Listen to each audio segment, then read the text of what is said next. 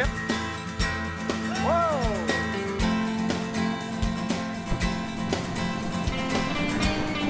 Here comes. Yeah.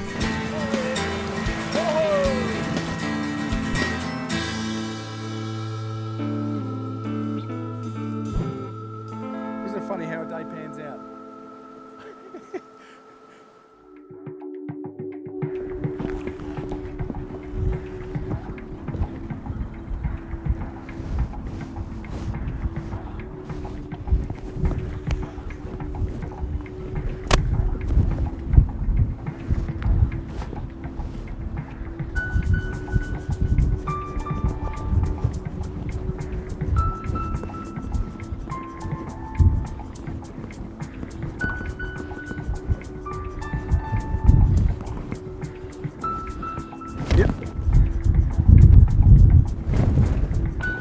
G'day, I'm Gavin from HurleysFlyFishing and welcome to another episode of On the Fly.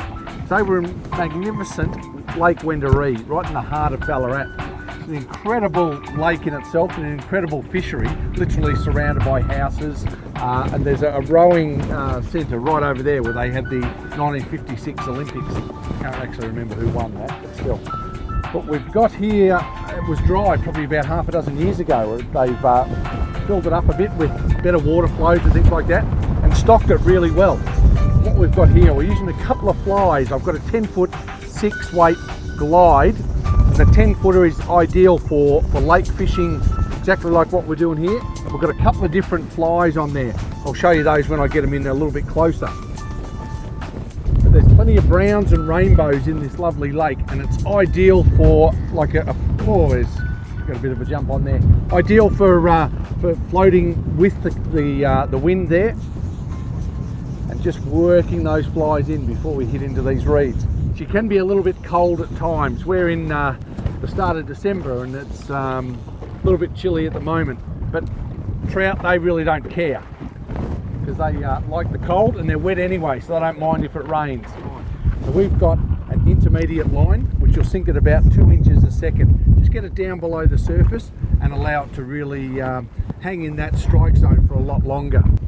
I think he's a brown, but I haven't had a good look at him just yet. He's had a jump or two, but I think his head's down for most of it. We'll get that net under him in a second and bring him out and show you what a Lake Wendouree trout looks like up close.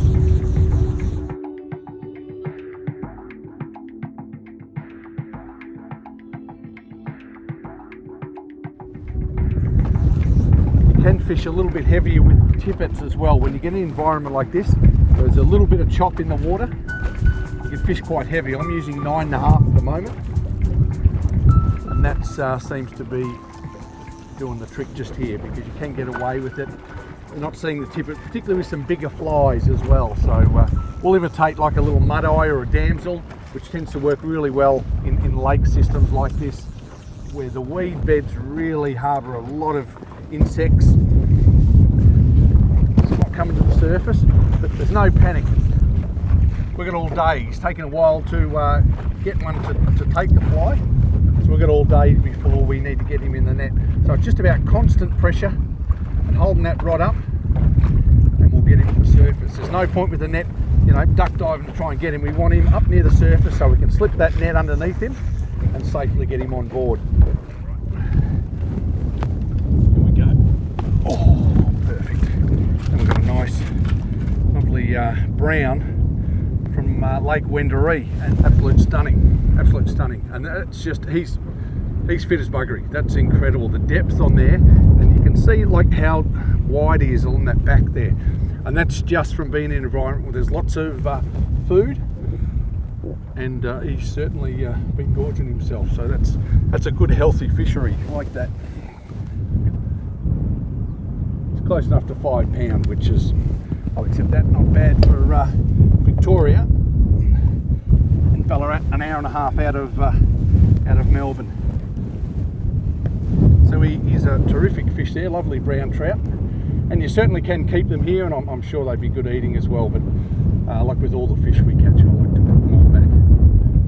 So it makes it all worthwhile. So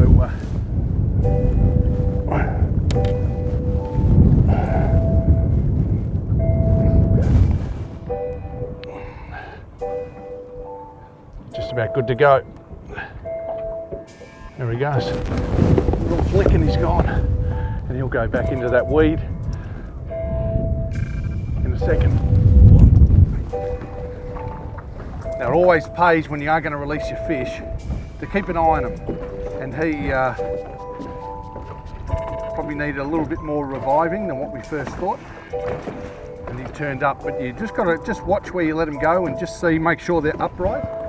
Sometimes they just need a little bit more coaxing and a little bit more air through their gills, because you want that fish to get released unharmed, because that's a lot of enjoyment you can get out of like catching a fish like that. And I'm sure by us putting him back, then somebody else can come and catch him as well and have an awful lot of fun also. So if you're going to release fish, just take that little bit of time to make sure that they're as healthy as can be,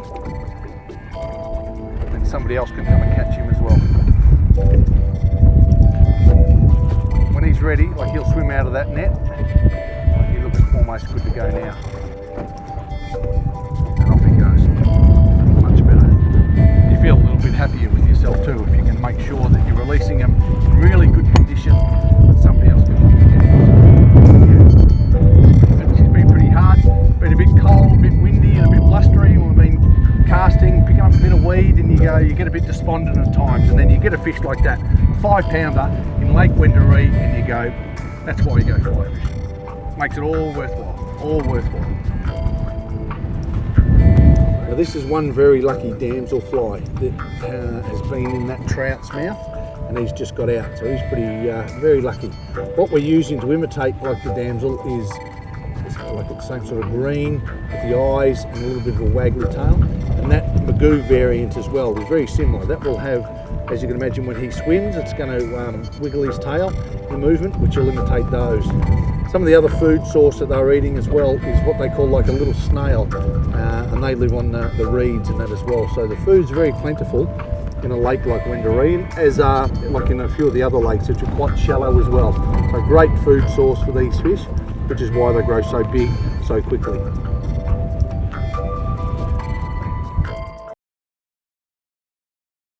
G'day, I'm Gavin from HurleysFlyFishing. We specialise in guided tours throughout Victoria, but we also take groups to Alaska, Chile, bone fishing Christmas Island, and our most popular one, New Zealand. So if that's where you want to go, come in and see us at our stores in Bentley and Lumsden.